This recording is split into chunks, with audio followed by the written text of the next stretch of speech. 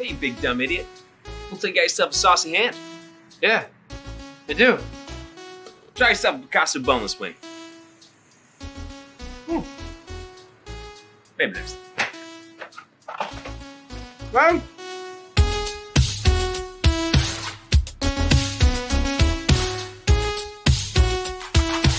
Outlet Liquor is your place to buy a case. Stock up and save when you shop the lowest prices available every day at Outlet Liquor. You never have to wait for a sale. The more you buy, the more you save. Only at Outlet Liquor. What's your outlet?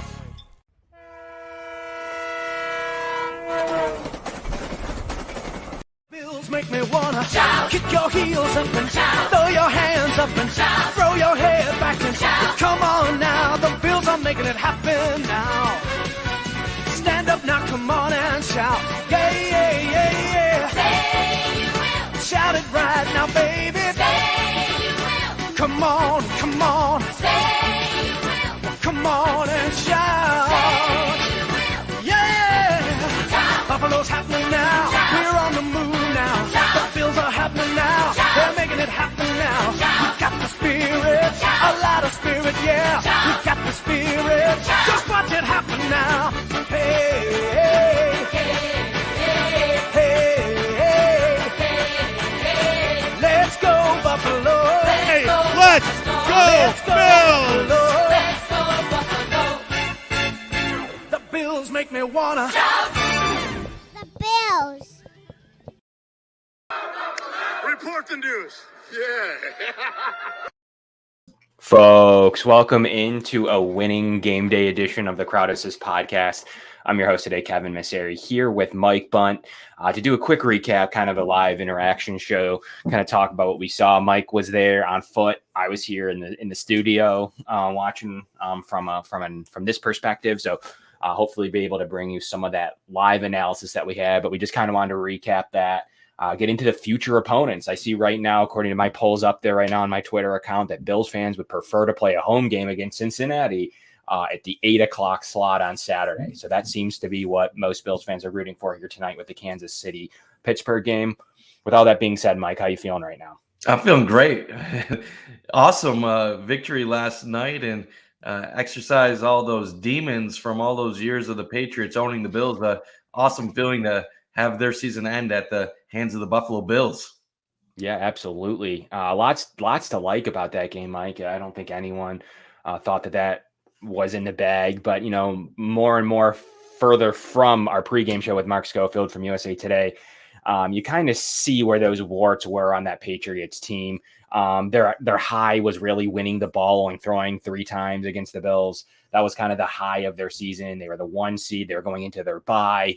That was pretty much where they peaked, getting the weather in their favor. So most people thought that might favor the Patriots yesterday in that similar setting. But the difference here in Buffalo, we know we didn't have 55-mile-an-hour winds, although wind chill and temperatures were around the 3 to 5 to 6 degree mark. That wind is the biggest factor. You can't throw the ball. You can't kick the ball. You can't punt. Luckily, the Bills didn't need to kick or punt for their first time in NFL postseason history. But, you had those things that, many people from the outsider's perspective are like, well, this is a Patriots game. That's what they want. Long and behold, Patriots couldn't run the ball. The Bills could. And that was pretty much it. They made Mac Jones throw the ball. And that's exactly what you want to do. This is exactly why you want to take the ball against bad opponents in the playoffs and get out to a lead. I think that lead is more important than the potential to double dip at the end of a half, Mike. So all that summed up, what is your opinion on getting out to a lead? Do you like taking the ball first? In this case, the Patriots won the toss and deferred. What are some of your opinions on getting the playoffs started on the right, on the right drive? Personally, I don't care too much either way. Whatever happens, I'm cool with. Okay. Typically, I'm team defer because of the double dip at the end of the half possibility. Just the opportunity to possibly have one more possession, I think, is worth it. But in a scenario like yesterday where the previous game against New England, you didn't punt once, I love the ability to get off to a hot start. And really, the Micah Hyde interception is what sealed that as a great factor for the Bills, because then you had the chance to go up 14 and the Patriots were basically a tough position from there to go forward. So the way it worked out, I don't think the Bills would have taken the ball if they won the toss, but it worked perfectly for the Bills the way it played. Yeah, absolutely. I've been a bigger proponent that you have the best player on the field to get ahead in a football game because look, you can still double dip just on the front and back end of the half. It doesn't need to be the back end of the second half, the front end of the third quarter. It can be to start the game and to end the half. I like that as a double dip just as much. And you saw that in this game. You know, the Patriots had technically the last possession, but the Bills were up so big at that point, scoring on all of their possessions. That this didn't really really matter in a lot of the factor. But next week it could when you have Cincinnati and Joe Burrow or Patrick Mahomes in Kansas City. Maybe the two teams that you'd like to get ahead on of anybody remaining here in the AFC playoffs. Maybe in general, those are two teams like Tennessee. I don't think you'd probably play the deferral game. But in the situation where you're playing these two teams, I'd like to get ahead in the football game. Like that is pretty important to me. You can play differently. You can drop more into your cover two zone. You can do a lot of different things that I don't know that you can if you're pressing a little bit. They score and then you have to punt. That kind of thing. Those are scary situations, but the Bills have only allowed one opening drive touchdown. They've deferred a lot, so that's a little bit misleading. But in terms of when the other team touches the ball, they've only allowed one touchdown to start the game. So that would make the deferring people pretty happy. But we got to take a quick look at some of these stats yesterday. Mike, 5 touchdown passes for Josh Allen, a nearly perfect score, the best QBR in NFL postseason history. So you have all of this working for you, Mike. The defense playing pretty well at times.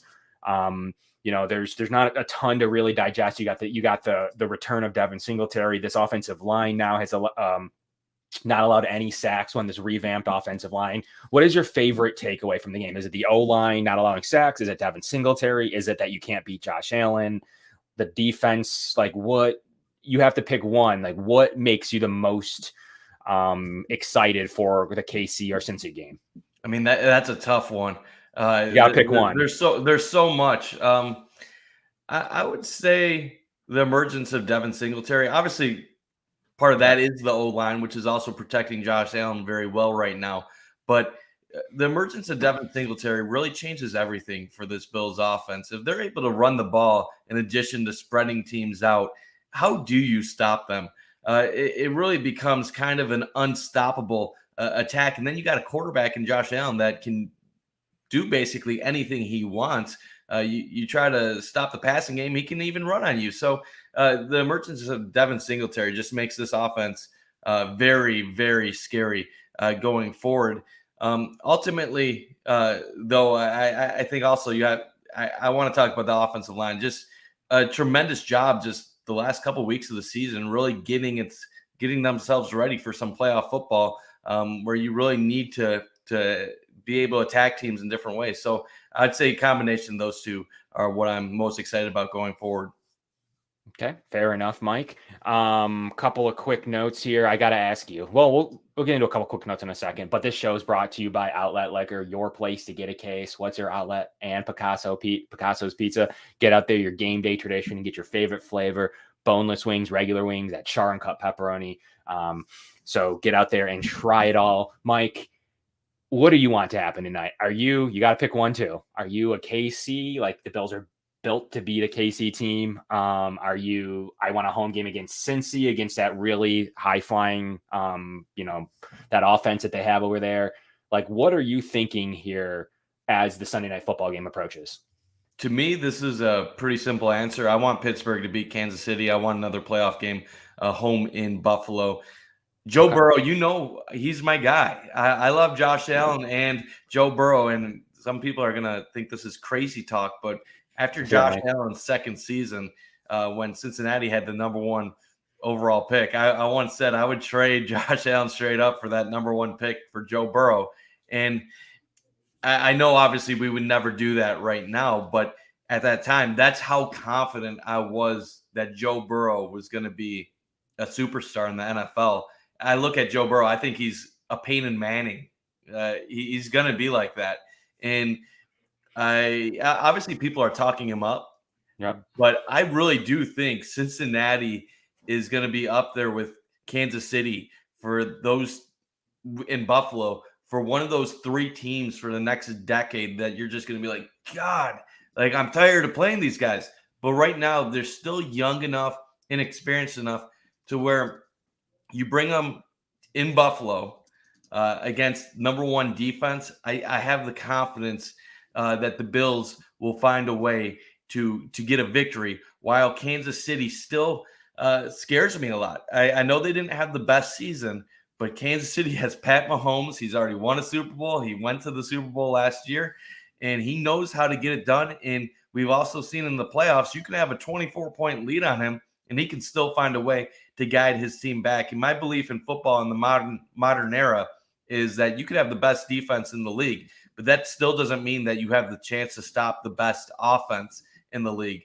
So I would like to think that after what the Bills did to Kansas City earlier this year, that we could go to Arrowhead and get a victory. And I still think that is a possibility, but I just have more confidence in that happening against the Bengals than the Chiefs.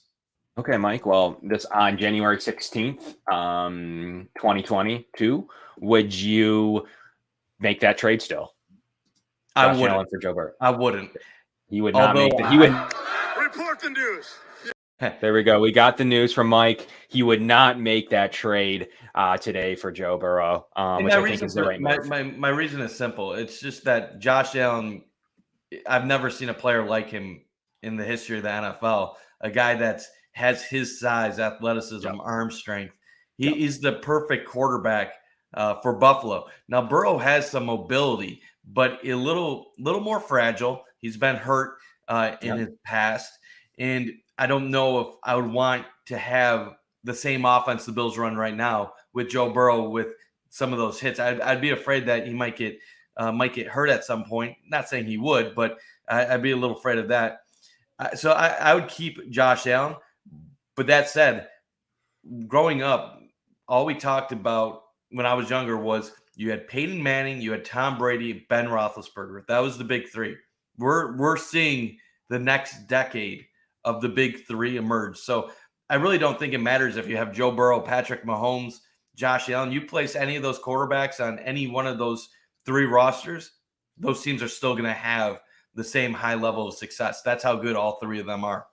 Okay, there you go. You got it from Mike right there. He would not make that trade. But I do believe, Burrow is cementing himself now with what we're seeing in the NFL toward the top of that quarterback list right now. With Aaron Rodgers, Tom Brady, Josh Allen now. And Kev, I am biased. Like I've told you this. I don't know if our Cap viewers know this, but I've known who Joe Burrow is for a decade. Okay. I went to Ohio University where his dad was an assistant coach.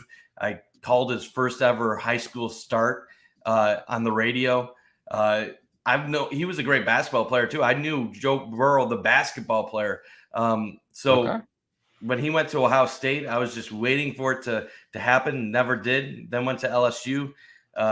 Told my Rochester friends, look out for this guy. Never expected him to go undefeated, win the Heisman, throw for 60 touchdowns, win a national championship, and go number one overall. But the kid's special, and he always has been. Okay, there you go. Fair enough, Mike. Maybe you can get him on the show, right? Maybe you can get Joey. I don't have contacts that deep. Okay. Well, we tried. We tried to get Joey Burrow on the show. It doesn't look like it's going to happen here on the Crowd Assist podcast. So as we kind of recap the ending of this game, Damian Harris ineffective, 9 for 30. You got Ramondre Stevenson, 8 for 27. You had Mac Jones really ineffective, really until later in the last 20 minutes of the game. The first 40 was super ineffective. The last, he padded those stats. We do have to talk about areas of improvement. You're not going to beat everybody by 30 in the playoffs, Mike. And I don't think it's fair to sit here and just say the team's perfect. There's no issues. Only one spot really, I think, bothered me yesterday all around. And to me, I get a little bit nervous against passing offenses right now because I think it was a complete flip a month ago where we're like, we can't stop the run, like blah, blah, blah.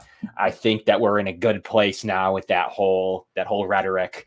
And now that some of those running teams are now out, New England's out, Indy's out, some of those running teams are gone. And you're really only looking at maybe Tennessee. right now on this side of the bracket that you have to worry about that. Clyde Edwards-Helaire is out. I don't know if he's hurt for the playoffs. He's not in. Even on Tampa's side, they have Keyshawn Vaughn as their running back. So some of that running problems aren't going to be the issue. But what did bother me is that when they found success, it was still over the corners. It's the corner room that's kind of scaring me a little bit. Safety play best in the league. The D line's been showing up. The linebacking room's been getting it done. The O line's been getting it done. One of the best receiver groups in the league. Singletary's getting it done. One of the best quarterbacks, one of the best tight ends in the league. Mike, the one area I'm nervous as of right now without Trey White is a cornerback room. Is that something that you feel as well? Like Levi Wallace probably to me played the worst game out of all the Bills yesterday. That's my opinion. I know some of it's scheme. He did get beat a couple of times by Mac Jones, committed a penalty or two.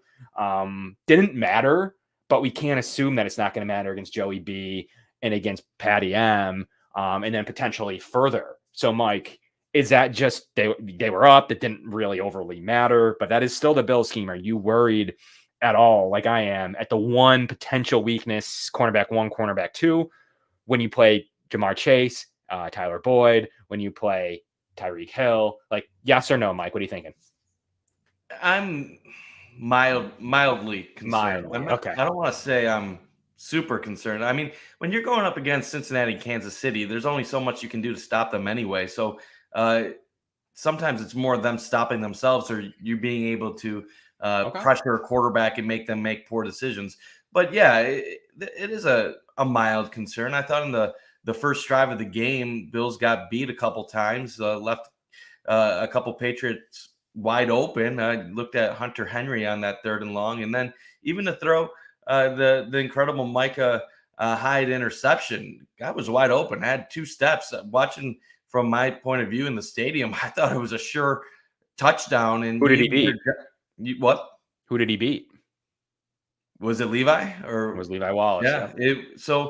And even Jordan, real quickly, even Jordan Poyer in his press conference said, I looked over and I saw the player definitely had a step. So yeah. Now I'll tell you, half the stadium thought that was a touchdown, and you even hear John Murphy's call. He's like, "Oh, it's bobbled," and because John Murphy thought it was a touchdown, I had Patriots fans next to me cheering, and it wasn't really until I saw the Bills crowd right behind the end zones going crazy that I realized, oh, we made a play on it. We got an interception. But yeah, it's going to be there's some reasons for concern, but you kind of have to pick your poison in the playoffs. There's a reason why the Bills have gotten better against the run in recent weeks, and then you leave some vulnerabilities on the other side. So the one thing I love about the Bills coaching staff is I don't think they stick to just one or two things. They think they match up for who they're playing against. Yesterday, they didn't have faith that Mac Jones would have the ability to win the game for New England if they had to have a passing first offense. So the way I look at it, yeah, maybe they had some a couple lapses that they could have been exploited yesterday, but that doesn't mean when they go up against Kansas City or Cincinnati next round that the same thing will happen. That's fair. We'll have to see. So you have a positive outlook on it. It's hard not to after watching that game, but I still have to watch it and think of the top 8 teams remaining or four. I mean, here's the thing, Kev. When you're going up against Kansas City and there's Tyreek Hill, Travis Kelce, and you got Mecole Hardman and all these fast guys. Yep. There's only so much you can do. No roster in the league can really stop them if they're on their game, just like opponents going up against the Bills offense. Right. And same thing with Cincinnati, going up against Jamar Chase, Tyler Boyd. I mean, like T. Higgins, like the names, and then you got Joe Mixon in the backfield. I mean, the modern day offense, like there's a reason why the top defenses in the league allow 17 points a game now. A decade and a half ago, 20 years ago, you might see defenses that could hold teams to 12 points, 13 points a game if they were truly elite. No, you're not going to see a Baltimore Ravens just shut down defense exist anymore. You're doing a good job if you're holding most opponents around 20 points a game now. Fair enough. There we have it from Mike Bunt on his. So then fine. Are you worried about anything? I mean, I have my worries. I don't know if it's one particular area. I don't know if I believe the run game will will stay consistent going forward. I'm encouraged by the last month. I don't know if I believe that the pass protection is going to remain consistent. So the O line, you're so- kind of saying between those two my things. worries. I don't want to say I'm worried because I have confidence that the Bills are going to score 20 plus against whoever they're going up against.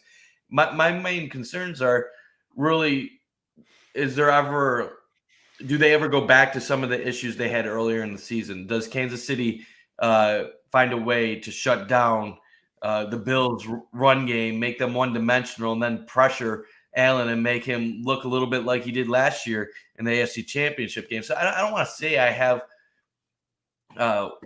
one or two concerns. It's really just matchup oriented. Sometimes you just go up against a team and they have your number in a certain area. So I don't want to say it's a secondary or it's the D line, O line, running backs. It's more, let's just see how all these matchups play out. Right now, I think the Bills have a chance to win the Super Bowl. It's just how's it gonna roll the next couple of weeks. Okay. And as we approach, obviously, the ending of this Tampa-Philly game, Tampa just kind of rolled them like the Bills did. 31-15 looks to be about the final there in that one. Philly made a couple last-minute touchdowns to make it look like it was close. So the Bills still have the high score of the playoffs so far. Philly now takes over for the low score of the playoffs at 15 points, taking over for it looks like for the Raiders right now. But the Raiders actually, Mike, this is such a top heavy. I think this round was pointless. It's looking like it's going to be chalk, which is rare. It's looking like the top 8 teams will advance on to the next round into the quarters. I think that's right. I don't think that any of these Monday night. We'll see Monday night. Arizona. We'll see Monday LA. night, but that's a good matchup. And San Fran could potentially give Dallas some trouble. I'm not going to say they'll pull the upset, but I think San Fran could give them a game. Okay. Home teams are 3-0 right now, all covering the spread. So we'll see. We'll see if that's true. I think the two best wild card teams didn't make the wild card round in Indy and in the Chargers. So the AFC caught a huge break in this round with a little bit easier of matchups. The I don't care what you say. The Bengals definitely caught an easier matchup. The Bills looking like their matchup was good for them. And definitely the Chiefs against the Steelers. So the 3 teams that do have to play, not named the Titans, did get an easier matchup, period, than Indy and the Chargers being in this. I don't think there's any doubt about that. And to looking at it all right now, maybe Arizona will take over for this. But to me right now, the Raiders have been the best wild card team to me. So we'll see how that all plays out. That's the crazy thing. That's the real crazy thing is that probably the biggest threat of any team that would have had a chance at pulling an upset was a team that just missed the playoffs because of just an absolute. For which one? The Chargers or the Colts? I would say that's actually. I would say both of those teams. Like, let's be real. Who would instill more fear in a person? The Colts, Chargers, or teams like the Pittsburgh Steelers and the Raiders? I know the Raiders just beat the Chargers, but going up against Justin Herbert, that's something that could potentially scare someone. Going up against the Colts offensive line, that's something that could scare teams, but it didn't play out that way. And honestly, the super wild card weekend is kind of turning into what the college football semifinals are, just lopsided matchups and non-competitive ball games. And they talk about extending that to 8 teams. I don't know, maybe to get some extra teams, some money and some big games, but I'm to the point where if the playoffs. If the 2 has to play, I'm for the 1 having to play now. I'm period. Like I don't think I think there's not going to be that team that's 16-1 and 2 or whatever anymore. I think you're going to see more like you saw this year with that battle going on to the last week. I don't think Tennessee by any stretch deserves it over KC, Buffalo, or the Cincy, really. Like I really don't. Like I just don't. I know the NFL is trying to say we're gonna obviously a tiebreaker gets you a free round. Yeah. I don't know, man. That's too much for me. Obviously, we all know it's about the money. It's just money, getting the extra playoff games, and that Tennessee Indy game would have been great. See that's the thing that kind of, I don't actually even mind the 7 playoff teams. Like the 7 playoff teams part, like it's fine. 7 seeds typically are good teams for the most part, but God, it's they need to win a game, Mike. That bothers me because you look at it, a lot of what a great record is, like what differentiates the Tennessee record from the Kansas City record. Like Tennessee plays. I said a tiebreaker. Yeah, like it's a tiebreaker. Like so, I mean, I'm not even saying this because the Bills missed out last year, but I feel like the NFL had the perfect format, and they unnecessarily changed it over. And just like this year, the Bills were a Josh Allen slip or a Justin Simmons amazing play, one-armed play that he made, by the way. He made that play one-armed. So anyone that ever tries to tell you Josh Allen didn't slip, he went like this to make the play. You're going to bring down Josh Allen with half your body. All right, we'll go with that. But either way, either a half of a play by Justin Simmons or a slip by Josh Allen, and the Bills have that by. So like, to me, it's like, I don't know that that's enough to have a whole round missed. That are kind of things to maybe make the playoffs or not. I'm fine with that. Obviously you need a tiebreaker, but as far as like you get to not have to play, I don't know. That's a little bit much for me.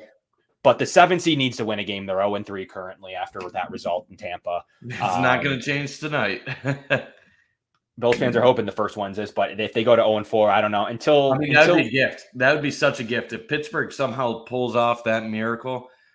And I'm not even in. Well, you knock out a top 3 favorite too. On top of it, you knock out a top 3 favorite. And McDermott said something interesting the other day in postgame. I think somebody asked him if he had a preference who they'd be going up against. And obviously, no head coach is going to say they have a preference. That'd just be absolutely stupid for them to reveal that and give a potential opponent some bait right off the bat. But I did like what he said. Just let it play out. Whoever you get, you get. Now, sometimes, obviously, there's more favorable matchups than other ones. But I think when you're looking at Cincinnati at home versus Kansas City on the road, it's going to be a tough game either way. I guarantee you that McDermott probably deep down is probably hoping it's Cincinnati at home. But you kind of reap what you sow. Like, you could get Cincinnati at home, and then Joe Burrow could scorch this defense for 35 points. So yeah, I mean, you don't want to give them motivation. So like, I really don't have a huge rooting interest either way. Whatever happens, happens, and they'll have to just plan accordingly. Yeah, the difference is that like it isn't about opponent base. I think anyone would prefer not to have to travel and worry about hotels and that kind of thing. So it is, the difference is like if you're the 1 seed and you're rooting because you get a home game either way, that's where you get yourself into trouble because that's a different scenario where they're rooting for Pittsburgh to play Pittsburgh, right? We're rooting for a team so that we get a home game. It's a little bit different because I think realistically, those teams, Cincinnati won. Those teams are like this. They honestly are. Once the Raiders lost, to me, the matchup didn't matter anymore, like you said. So I don't think you can use that. But I do think like having a home game like matters to any. But Cincy would tell you that Buffalo should want to play Cincy because they get a home game out of it. So. Like at the same time, I see it, but like I don't think in this case. But Tennessee, on the other hand, their coach, Vrabel, coming out and saying, "I want Pittsburgh to win, so I can play Pittsburgh."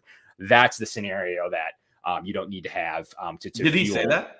No, but I'm saying conceivably. Gotcha. I understand. So that's an interesting thing hypothetically from a Bills point of view too.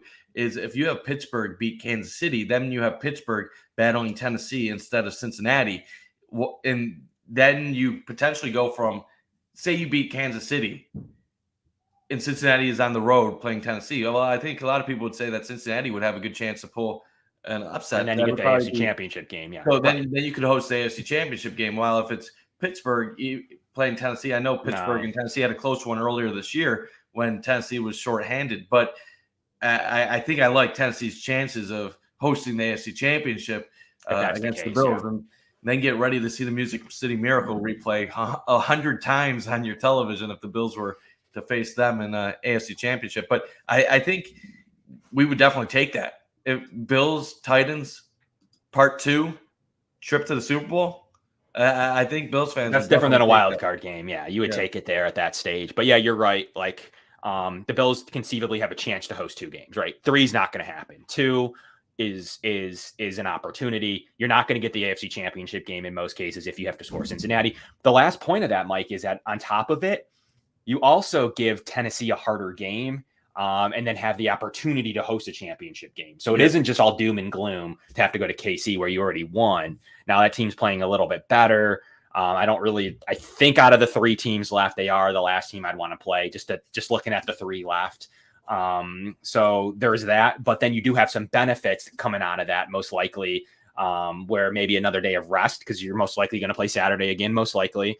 You're going to get potential to host an AFC championship game, and you give the Titans a harder game. So it isn't just doom and gloom there. So we're going to have to file that game here. We'll get you guys out to kick off over there so you guys can go watch that Dallas San Francisco game. Mike thinks there's a shot there. I think we're going to go chalk all weekend.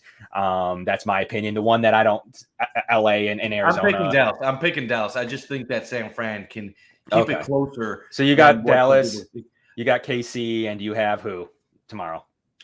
I'll say Rams, although that game I feel like could go either way. Arizona, honestly, they had such a hot start to the season. They were on fire, then had a letdown. But this is an Arizona team that still beat Dallas recently, can give LA some problems. It just depends what Kyler Murray are we going to see. And head coaching wise, I have so many questions about their coaching in Arizona. I don't know. I think the Rams win. I don't think it's close. I actually think see the Steelers beating the Chiefs before that. I just do. I don't know. I just hope the Steelers can make it at least somewhat entertaining. I was out. Yeah, it would be fun. Kansas City Pittsburgh game the last time the two played, and that game it just looked over for Big Ben. Honestly, this is kind of the biggest. You think about what a miracle it was for the Bills to make the playoffs in 2017, and that truly was a miracle in the fashion that it happened. But I went into that week thinking it is plausible that the Bills will beat Miami and that Cincinnati could give Baltimore a game and win it. I didn't think there was a chance that Indy would lose to Jacksonville and Baltimore would also find a way to lose to Pittsburgh. So, in a way, that's a miraculous way for Big Ben's career to possibly end in the playoffs when it probably never should have even happened. Well, there you have it from Mike Bunt reporting the news here on the Crowdasis podcast. Anything could happen. Really, you go multiple ways with this, but I do think we're going to see mostly chalk here as we go down the stretch. But from the Crowdasis podcast, this is going to do it for us here. Picasso's Pizza, get out there, your boneless and your regular wings, and Outlet Liquor. What's your outlet? Your place to get a case. Kevin Masseri, Mike Bunt. We'll catch you guys on the pregame show against the Bengals or the Chiefs. Good night now. Is it all part of the equation or what? It is. It definitely is. It all ties in.